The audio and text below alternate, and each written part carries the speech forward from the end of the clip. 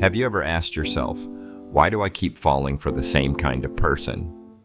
The charm, the thrill, the heartbreak, it all feels familiar, like a story you've lived before, again and again. But what if it's not just coincidence? What if your heart is chasing something deeper, something hidden in your past? Welcome to a journey through the mind, memory, and the mysterious pull of repetition. This is the story of why we fall for the same people, through the lens of Freud's most haunting idea, repetition compulsion. Before we dive deeper, take a moment to subscribe. This channel is a space for reflection, healing, and understanding the unseen forces that shape our lives. Your presence here means the world. You meet someone new, they seem different, exciting even. But weeks or months later, the same patterns emerge. The same arguments, the same emotional distance, the same pain. It's as if you're trapped in a loop, reliving the same relationship with different faces. This isn't just bad luck, it's a psychological phenomenon known as repetition compulsion. Repetition compulsion isn't just a coincidence, it's a loop, a reenactment, a shadow from the past following you into every present moment. It's not always loud. Sometimes it's subtle. It's the discomfort in silence, the need for drama, the craving for validation from someone who withholds it. Have you ever been with someone who made you feel small, like your needs were too much, like your presence was a burden? And yet, you stayed, not because you wanted pain, but because something about it felt eerily familiar. You tolerated the emotional distance. You forgave too easily. You dismissed the red flags. Not because you're naive, but because your subconscious was chasing something, trying to solve a puzzle from long ago. We call this familiar chaos. It's the pain you recognize, and therefore unconsciously, it feels like home. Sigmund Freud introduced the concept of repetition compulsion in his 1914 paper, Remembering, Repeating, and Working Through. He observed that individuals often reenact past traumas, not because they remember them, but because they are compelled to repeat them.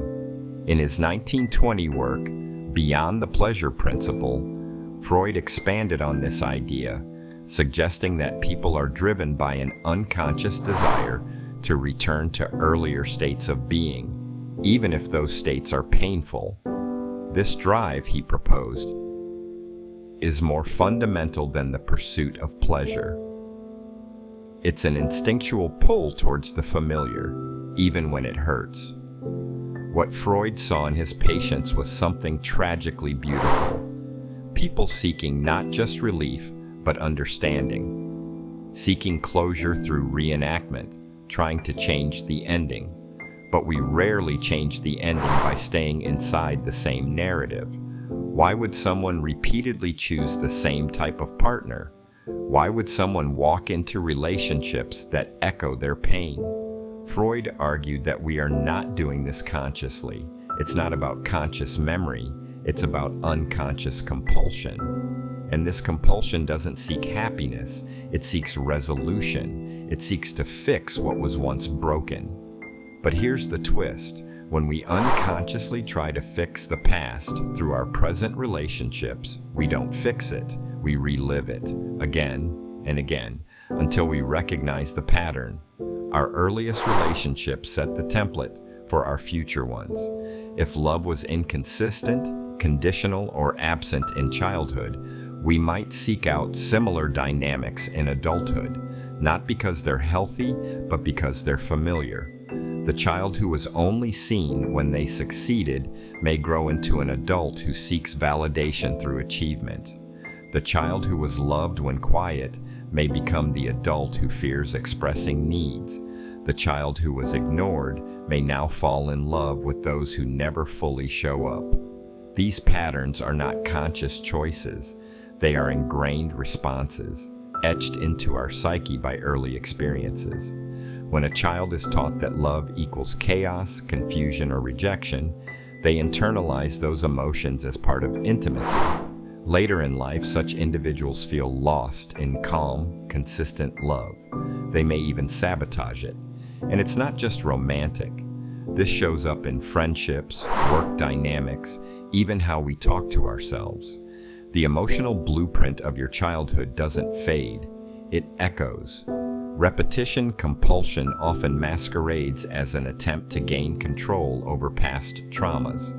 By recreating the original situation, we hope to master it, to change the outcome. But this is an illusion. Instead of healing, we find ourselves stuck in the same painful narrative, unable to write a new ending.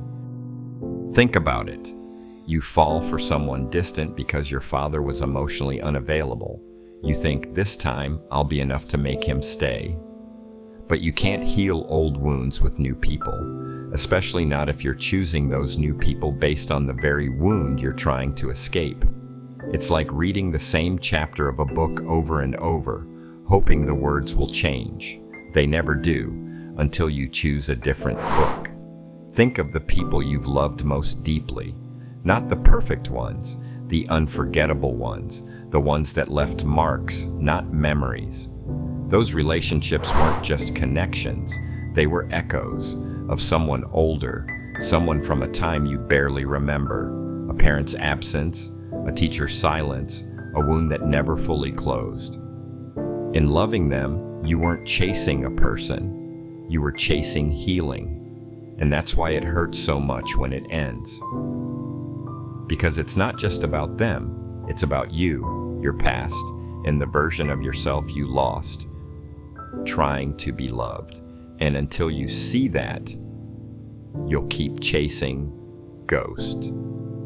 So how do we stop the cycle? We begin by noticing, becoming aware of the pattern, giving it a name, understanding where it came from, and most importantly, grieving what we didn't get. You don't break repetition with logic. You break it with presence, with new conscious choices. You break it by giving yourself the love you once begged for. Healing begins when you choose differently, even when it feels uncomfortable. You build new experiences. You allow healthy love in. You stop running from discomfort and sit with it. Breathe through it. You rewrite the story by choosing a new ending. Not the one your inner child demanded, but the one your adult self deserves. If this episode touched something in you, let it be a beginning. Share your thoughts in the comments. Subscribe for more deep dives into the psychology of the heart. And if you know someone stuck in a pattern, they might need this more than you think. Thank you for being here, for listening, for healing. This is the mirror within, and you are not alone.